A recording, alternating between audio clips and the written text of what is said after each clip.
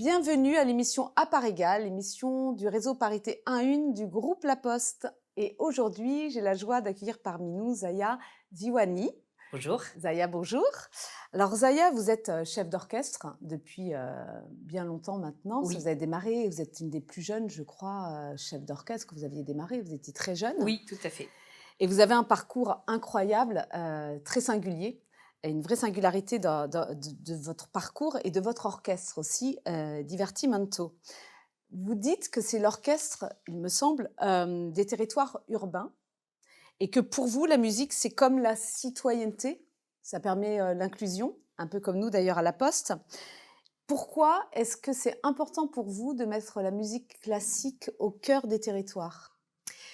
Eh ben, c'est important pour moi. Alors, c'est l'orchestre des territoires urbains, mais ruraux aussi, parce que voilà, on a été très attachés. Alors, même si notre histoire avec l'orchestre Divertimento, elle s'est écrite en Seine-Saint-Denis dans un premier temps, ensuite plus largement région Île-de-France, et on a commencé à être invité en effet dans d'autres territoires en France qui avaient envie de développer une dynamique autour de la musique classique. Et c'est vrai que moi, je suis très attachée à ça parce que j'ai grandi en Seine-Saint-Denis et j'ai eu la chance de découvrir la musique parce que mes parents étaient très mélomanes, très curieux et donc on sortait beaucoup, notamment de notre quartier de Pantin pour après aller, voir, des concerts, des expositions, visiter des Mmh. monuments. Donc pour moi, ça a été vraiment très enrichissant cet accès à l'art et à la culture et en même temps, je me posais toujours la question en disant: «Mais pourquoi pas dans ma ville? Pourquoi pas dans mon département?» Et j'ai eu envie de donner du sens à ce projet de Divertimento. Et c'est pour ça qu'aujourd'hui, évidemment, on se produit aussi dans des grands auditoriums et grandes salles de concert, mais on passe aussi beaucoup de temps, et ça nous tient à cœur, d'être au cœur justement des territoires urbains et ruraux, et de faire en sorte que la musique classique, elle soit accessible à tout le monde, parce que bah, c'est beau, la musique, elle est belle, elle procure beaucoup d'énergie, et on a envie de partager ça avec tout le monde, justement. Moi, ce que je trouve intéressant, c'est que souvent, surtout dans la pratique de la musique classique, pendant très longtemps, elle était présente dans des grandes salles de C'est ça. concert, très identifiées, avec des personnes qui avaient l'habitude d'aller au concert. Et c'est vrai qu'on, pendant longtemps, on n'a pas trop réinterrogé ça. Et moi, quand j'ai découvert la musique classique, j'étais enfant et j'étais passionnée par cette musique. Alors, on en écoutait aussi, d'autres à la maison, mais je dois dire que moi, si j'avais envie de me faire plaisir, j'adorais mettre les symphonies de Mozart ou de Beethoven que j'avais, découvert avec mes parents et qu'on aimait bien écouter avec notre père notamment. Et donc ce qui fait que, bah, moi, ça, ce que j'avais envie, c'était de ressentir de nouveau ces émotions et surtout cette, à la fois la beauté et la puissance de l'orchestre. Alors, quand j'étais plus jeune, j'arrivais pas trop à analyser pourquoi. Maintenant, je le sais un peu plus. Mais à cette époque, moi, ce que j'avais envie, c'était de ressentir en effet toute cette énergie de l'orchestre. Et donc, bah, c'est vrai qu'on sait que dans nos territoires aujourd'hui en France, on a la chance de vivre dans un pays où il y a plein de belles choses, mais il y a aussi Mmh. beaucoup d'inégalités. On les connaît sur l'accès à la santé, les transports, sur du coup la mobilité, sur plein de sujets. Et la culture aussi en fait partie. Et donc je me suis dit, bah, il faut que Divertimento il soit singulier à plusieurs titres. D'un point de vue artistique, il faut qu'on puisse proposer des nouvelles idées et qu'on puisse aussi aller au contact des habitants. Et c'est ça que justement j'ai souhaité développer avec l'ensemble des musiciens de l'orchestre et ce qu'on fait aujourd'hui tous les jours. Vous pouvez nous en dire plus sur, justement le pourquoi, vous aviez cette envie, très jeune, de découvrir cette musique et d'aller vers cet environnement, musical plutôt classique? Oui, bah, parce qu'en fait, moi j'ai toujours, déjà beaucoup écouté la musique à la maison et avec mes parents, ça faisait partie de notre environnement quotidien de lire et puis d'écouter de la musique. Et c'est vrai que, même si, mon père était aussi passionné de jazz, de pop, de musique du monde arabe, avec mes parents, on en écoutait aussi beaucoup. Mais c'est vrai que c'était la musique classique qui m'a passionnée. Et c'est vrai que moi, ce qui m'a plu tout de suite, c'était de se ressentir en effet ces émotions et puis ce côté très vivant de cette musique symphonique. Et c'est que plus tard, en effet, en faisant moi-même, en pratiquant des instruments, que j'ai découvert cet univers de l'intérieur en jouant. Alors, j'ai joué d'abord de la guitare, mais sans savoir qu'il n'y avait pas de guitare classique dans les orchestres. Et quand j'ai commencé à pratiquer cet instrument, bah, j'étais passionnée toujours de musique, j'ai adoré cet instrument, mais moi j'avais envie de jouer dans l'orchestre, mais je ne savais pas qu'en choisissant cet instrument, on ne pouvait pas jouer dans les orchestres symphoniques.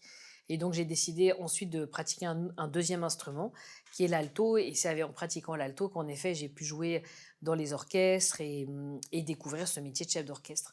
Donc je dois dire que c'est vrai que la musique classique et la musique symphonique, eh ben, c'est ce qui m'a toujours fait vibrer et que j'ai envie de partager aujourd'hui dans mon métier de chef d'orchestre. Et c'est pour cette raison voilà, que j'ai décidé à la fois d'être chef d'orchestre et de diriger les grandes œuvres, mais aussi de passer du temps pour la partager avec les jeunes et puis aussi tous les habitants qu'on rencontre tous les jours. Zaya, il me semble qu'il y a moins de 4% de femmes chefs d'orchestre, c'est ça? Il y a en effet moins de 4% des chefs d'orchestre, Oui. des chefs d'orchestre qui sont des femmes. Et c'est vrai que traditionnellement, dans l'histoire de l'orchestre symphonique, même en Europe, hein, Ouais. si on regarde des images d'archives des années 50, 60, 70, même 80, on voit soit pas du tout de femmes, Mm. soit une ou deux. Pendant très longtemps, elles étaient interdites dans les orchestres. Ça fait partie de ces réalités, comme dans notre société où les femmes Elles étaient interdites. oui, oui, avaient accès plus tard, au fait de pouvoir voter ou Ouais. d'ouvrir un compte en banque toute seule. Ça Bon, faisait voilà, ça partie. fait partie de notre histoire, c'est comme ça. Et donc, c'est vrai que, de fait, il y a pas beaucoup de femmes dans les orchestres, la personne qui incarne l'autorité dans l'orchestre le plus, c'est le chef Bien d'orchestre ou la sûr. chef d'orchestre. Donc, forcément, on voit moins de Ouais. femmes parce que aussi, il y avait certaines idées reçues sur le fait que une femme, elle n'avait pas forcément de l'autorité pour faire face à un orchestre ou que le fait d'être maman n'était pas compatible avec le métier de chef d'orchestre. Donc, même dans la formation des chefs d'orchestre, c'est arrivé vraiment plus tardivement que les femmes puissent avoir accès à la formation au conservatoire notamment de Paris. Donc c'est ça qui aussi justifie en tout cas, qui permet de comprendre pourquoi on n'a pas vu, il y a eu aussi peu de femmes. Et puis voilà, c'est comme aujourd'hui, même si on regarde dans d'autres domaines, les chefs d'entreprise dans les entreprises du Bien CAC sûr. 40 ou même Bien dans sûr. notre milieu politique, on voit encore qu'il y a beaucoup de chemin Bien à sûr. faire pour qu'il y ait la parité. Donc ça, c'est vrai que c'est un vrai sujet. Et ce qui fait que les quelques femmes que nous sommes aujourd'hui à évoluer dans le paysage musical, les 4% dont vous parlez, il y en a quelques-unes qui sont où on est aussi chef d'orchestre invité des orchestres et on a quasiment toutes dû créer nos propres orchestres pour Ouais. pouvoir exister. Et en Ouais. fait, ce qu'il faut avoir en tête, c'est qu'en France, il y a beaucoup d'orchestres et des orchestres nationaux notamment et régionaux qui sont financés par les pouvoirs publics. Et c'est vrai qu'aujourd'hui, on ne voit pas encore beaucoup de femmes à la tête de ces orchestres-là en tant que directrice musicale. Mm. Alors oui, en tant que chef d'orchestre invité, et de plus en plus, et c'est déjà un très bon chemin, mais il n'y a pas de raison qu'on ne confie pas la direction d'un Bien orchestre, parce sûr. que quand on est directeur ou directrice musicale, ça nous permet de pouvoir choisir les œuvres, de créer une ligne artistique, de recruter les musiciens. Donc on n'est pas du tout dans la même dynamique et le même positionnement que quand on vient juste diriger quelques jours un orchestre sur lequel on n'a pas la possibilité de choisir les œuvres ni les musiciens. Voilà, c'est pas du tout la même chose. Et donc, je dois dire que ça, c'est une première chose qui est encore une réalité qui est encore assez forte et qu'il faudrait changer. Et la deuxième, c'est qu'en effet, alors, il y a des salles de concert comme la Philharmonie de Paris qui font plus d'efforts pour pouvoir inviter les femmes, en tout cas des programmations avec des femmes chefs d'orchestre. Ouais. Et ça, il y a même un concours qui s'appelle la Maestra qui a été développé pour justement mettre en valeur les femmes chefs d'orchestre. D'accord. Mais par contre, si on regarde aujourd'hui la saison de l'Opéra de Paris, on voit une saison entière sans une femme C'est qui une femme. dirige. Et pourtant, c'est une des plus belles. Alors, c'est un lieu très prestigieux avec un magnifique orchestre, de très belles programmations. Mais aujourd'hui, partout dans le monde, on trouve des femmes metteurs en scène, des femmes compositrices, des femmes chefs d'orchestre de grand talent. Et moi, je trouve fort dommage que dans peut-être un des établissements les plus financés en France par de l'argent public, on renvoie cette image de Bien montrer sûr. aucune femme. Donc, s'il faut être exemplaire dans ces lieux-là, et c'est peut-être voilà, les progrès, les chemins à faire aujourd'hui dans Encore. notre milieu Mm. artistique. Donc, vous pensez que c'est encore difficile aujourd'hui si vous n'aviez pas, vous, créé votre orchestre? Est-ce que vous pensez que vous auriez pu avoir cette même carrière, cette même visibilité? Ah, clairement pas du tout. Ah, clairement pas du tout. Et je trouve que c'est encore difficile pour Ouais. moi. J'ai envie de dire aussi Ah, ouais. difficile que quand j'ai commencé. Après, Ah oui, Ah oui, oui, mais malgré que après, vous ayez fait la clôture des JO. c'est des Ouais. difficultés qui sont différentes. C'est-à-dire que moi, quand j'évolue dans ma carrière, en fait, à chaque fois, on est face à de nouveaux challenges, des nouveaux défis, des nouvelles étapes. C'est un peu, peut-être pour que ceux qui nous écoutent comprennent, c'est un peu comme si on crée son équipe de foot et qu'on est en régional, puis après on passe en national, puis après on passe en Ligue 2, en Ligue 1, en Ligue des Champions. On sait que voilà, chaque nouvelle Étape. étape, chaque nouvelle dimension, elle va apporter à la fois son lot de satisfaction et puis son lot de difficultés. Du coup, j'ai l'impression un peu de vivre ça, c'est-à-dire qu'à chaque fois que je rentre dans cette nouvelle dimension, bah, d'avoir, d'autres difficultés qui se présentent Mmh. et qui sont encore plus fortes que celles que j'ai rencontrées avant. Et je dois dire que c'est pas encore quelque chose de simple et en tout cas, ce qui est sûr, c'est que si j'avais pas créé Divertimento, je n'aurais pas du tout fait la carrière que je fais aujourd'hui. Parce que c'est aussi dans les contraintes quelque part qu'on apprend aussi à être créatif, qu'on apprend à réfléchir et moi je dois dire que si je m'étais, peut-être si j'avais eu les mêmes facilités que les hommes, je me serais peut-être concentrée sur ma trajectoire personnelle, à diriger les orchestres partout dans le monde et j'ai eu aussi à un moment donné cette vie-là et c'est en effet très très satisfaisant aussi. Mais c'est vrai qu'en créant Divertimento, je me suis vraiment posé la question de quel chef d'orchestre j'avais envie d'être Ouais, au 21e siècle, comment je voulais transmettre les œuvres, parce que ça fait partie de mon métier malgré tout de transmettre ce patrimoine, mais comment j'avais aussi envie d'apporter aussi de l'innovation et surtout de la partager avec des publics très larges et quelque part des publics comme ce que j'ai été quand j'étais enfant, c'est-à-dire que même si la musique classique elle est européenne, et ben aujourd'hui en France on a des gens qui viennent de partout dans le monde, des gens qui ont des origines sociales différentes, des âges différents, et qu'il faut pouvoir aussi s'adresser à tout le monde et pouvoir aussi porter un message peut-être un peu plus fédérateur ou plus universel. Et c'est ce qui m'a amené à justement à être créative et à réfléchir. Donc je dois dire que même si par ailleurs j'avais plein de freins et plein de handicaps, c'est aussi ce qui m'a permis d'être la chef ouais, d'orchestre que je suis aujourd'hui et de faire ma place dans le paysage bien musical et de sûr, m'amener en effet à diriger la cérémonie de clôture des Jeux c'est ça. Olympiques Mmh. ou plein d'autres projets. Donc non, non, c'est clairement le fait d'avoir créé Divertimento que j'ai pu avoir cette carrière-là aujourd'hui. Et j'espère surtout que maintenant, pour les prochaines générations, Mmh. elles n'auront pas à faire le chemin que j'ai dû déjà faire moi de mon côté. En tout cas, c'est sûr que vous ouvrez, la voie. Mmh. En tout cas, ça montre que c'est possible. Qu'est-ce qui fait, selon vous, est-ce que vous êtes, je ne sais pas, en mesure de d'analyser le fait que vous avez jamais baissé les bras? S'il y a beaucoup de gens qui auraient baissé les bras, qu'est-ce qui fait que, ben, vous êtes dit, «C'est possible», vous y êtes allé et vous dites: «C'est encore difficile», mais vous allez de plus en plus haut tout le temps?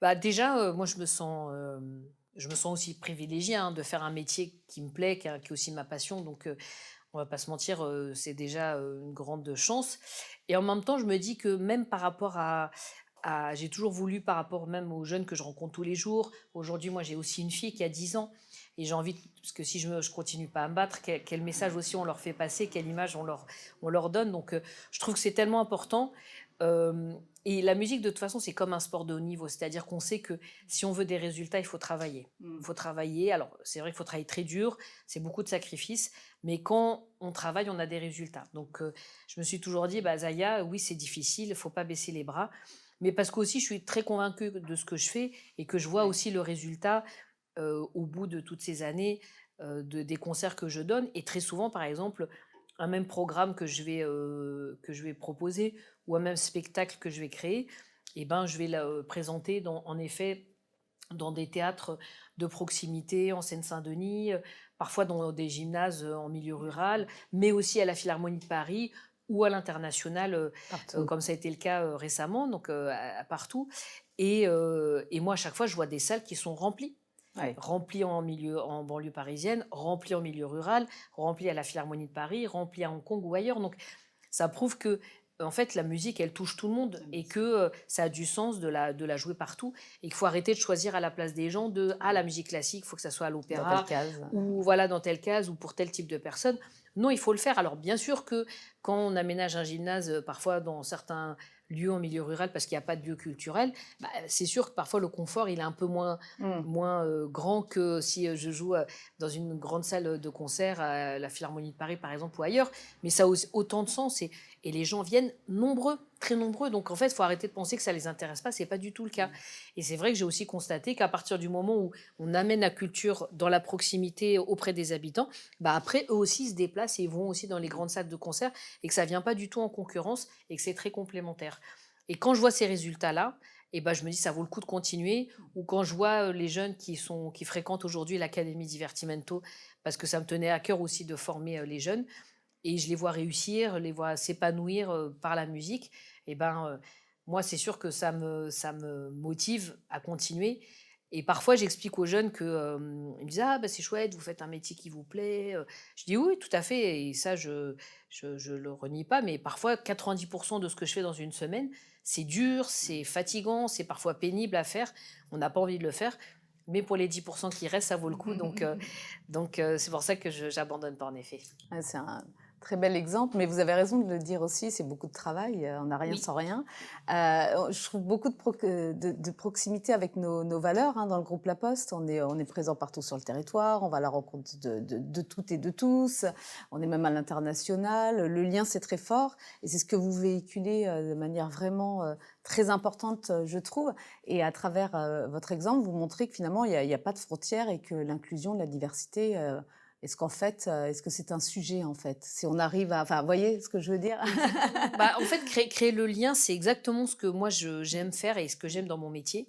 Déjà, c'est créer du lien au sein d'un orchestre entre mes musiciens, d'arriver justement à emmener tout le monde dans la même direction. Et ça, c'est un vrai défi, hein, parce Bien qu'un orchestre, c'est sûr. comme une micro-société. Il y a de tout, il y a des hommes, des femmes, des plus âgés, des plus jeunes, des grands, des petits, il y a de tout, avec des gens avec des personnalités très différentes et qui sont d'ailleurs tous très bons dans leur domaine. Et c'est vrai que souvent, chaque musicien peut avoir envie aussi d'exprimer son idée musicale, mais en fait, il n'y en a qu'une seule qui doit être honorée, puisque si chacun joue comme il a envie, bah ça, justement, il n'y a pas de collectif, il n'y a pas d'union qui se crée. Et quand du coup je suis sur scène, bah, c'est créer ce lien avec justement cette matière musicale qu'on va créer, qu'on va justement faire partager au public. Et puis surtout d'amener aussi les publics très différents à venir au concert.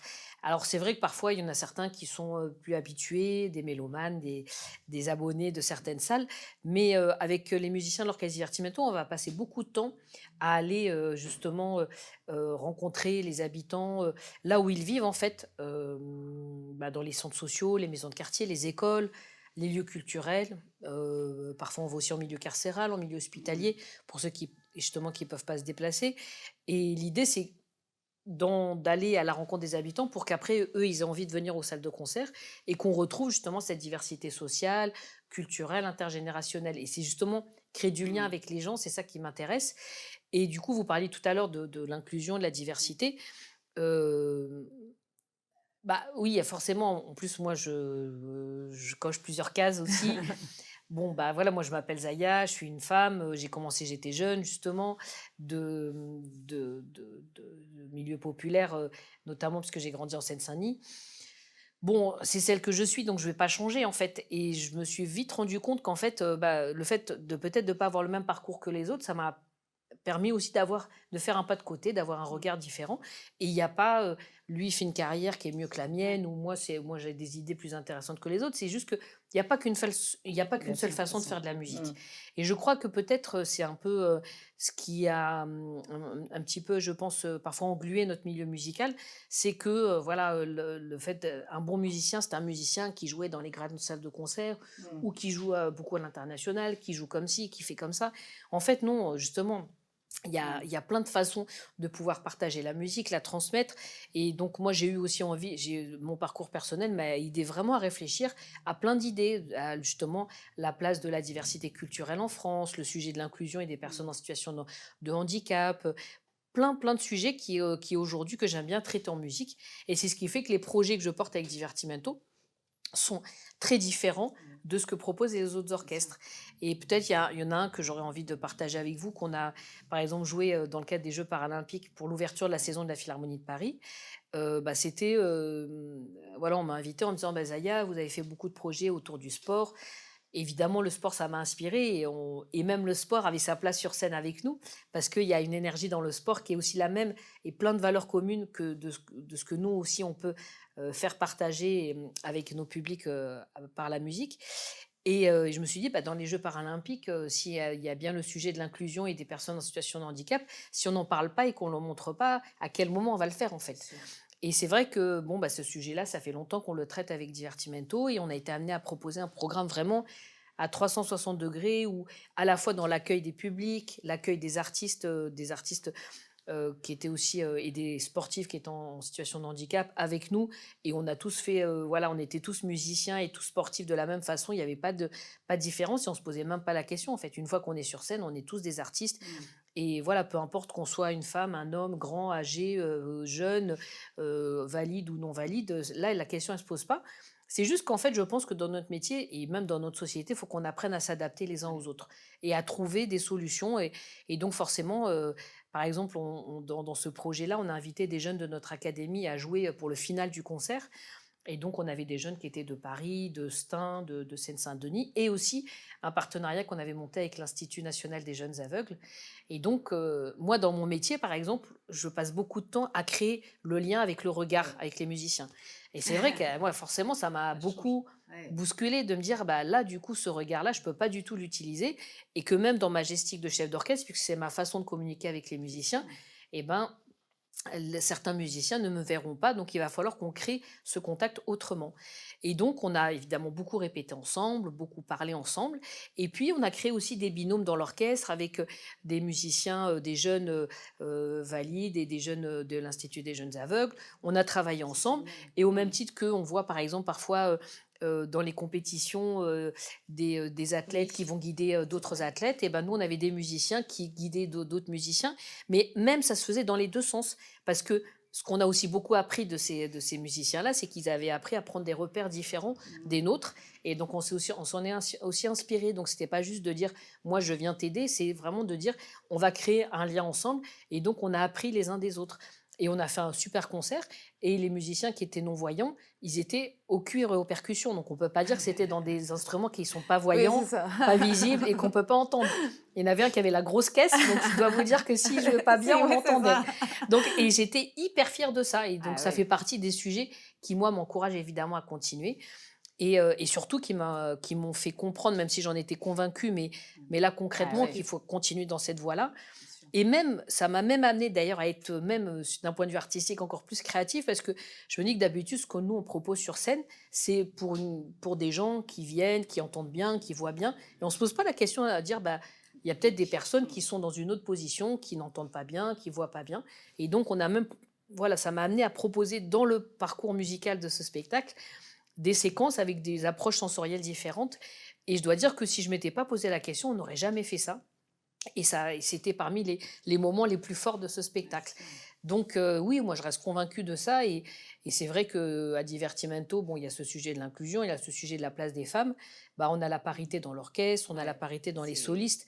Et je dois dire que depuis que... Et moi je tiens beaucoup à cette parité.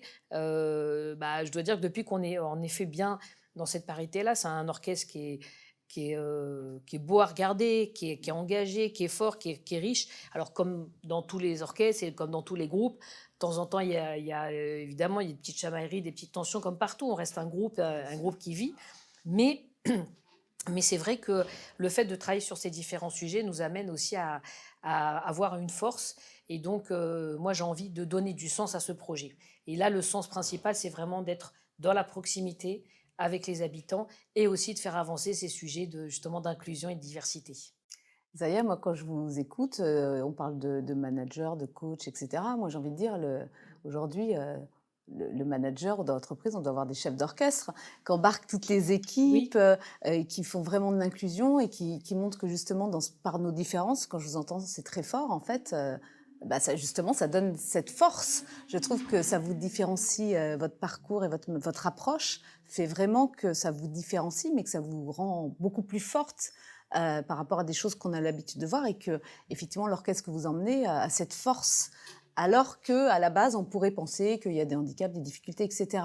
Qu'est-ce que vous en pensez? Est-ce qu'on a intérêt à avoir des managers chefs d'orchestre? Je pense que ce qu'il faut avoir, le management dans une entreprise ou dans un orchestre, il faut en tout cas avoir des gens qui soient passionnés et des gens qui savent où emmener les équipes. Et ça, je trouve que c'est très important.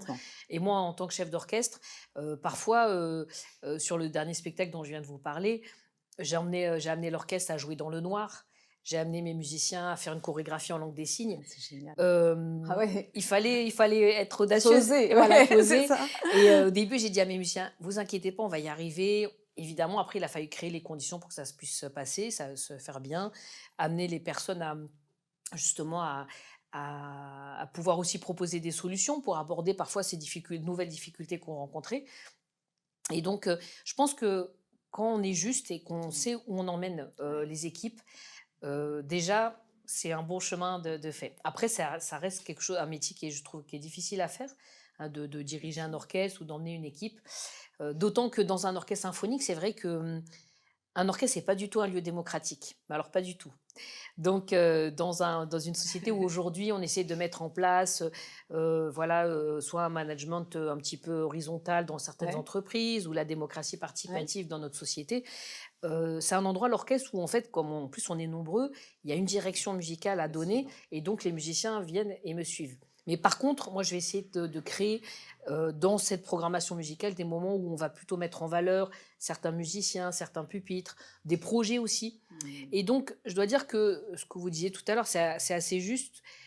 Moi, dans mon profil de musicien, et même dans les musiciens que j'ai recrutés, eh ben, il y a quelques temps, on aurait pu dire: ah bah tiens, ces musiciens-là, leur profil ne m'intéresse pas parce Ouais, que, par exemple, ils sont polyvalents, ou ils ont ceci, ou ils ont cela. Et moi, j'ai essayé de faire en sorte que ce qu'on estimait des difficultés, bah, que nous, on en fasse une force. Et donc, bah oui, moi, je suis celle que je suis, je ne vais pas me changer. Et parfois, c'est ce cloisonnement qu'on retrouvait dans le milieu musical. On nous demandait un petit peu à une époque de choisir entre être artiste ou être musicien, ouais. être artiste, pardon, et être pédagogue, Mmh. de jouer, par exemple, du classique et c'est tout, et pas d'aborder forcément d'autres styles de musique. Ou parfois, on me disait: ah bah, en fait, soit vous jouez dans la proximité avec les habitants, soit à l'international, mais on ne peut pas faire les deux. Mmh, c'est Et ça. moi, j'ai jamais voulu rentrer dans ces cases-là. Et au contraire, un musicien qui vient à Divertimento, moi, je lui demande d'être un très bon musicien d'orchestre, mais d'apporter une autre qualité. Et cette polyvalence qui était pendant longtemps perçue Mmh. comme quelque chose de dévalorisant, Ouais. moi, j'en ai fait une force qui nous permet aujourd'hui de pouvoir avoir un projet créatif, artistique très créatif, très singulier, de faire des choses que aucun autre orchestre ne peut faire. Mais ces autres orchestres, ils ont aussi leur propre qualité et leur force, et des choses que nous, on ne pourrait pas faire non plus. Et donc, voilà, c'est ça, c'est de me dire, bah, on n'est pas obligé de faire comme tout le monde, on n'est pas obligé, il n'y a pas qu'une seule façon de faire de la musique. Nous, on va développer notre propre ligne artistique, notre propre projet. Et c'est ce qui fait aujourd'hui justement la force de l'Orchestre Divertimento, et qui nous a amené à être aussi présents dans des grands événements internationaux ou dans d'autres projets, et surtout aujourd'hui de continuer à développer cette singularité. Alors, Ouais, c'est sûr. peut-être que, je sais que la Poste, bah, vous avez essayé, vous, d'apporter des nouvelles idées dans vos métiers.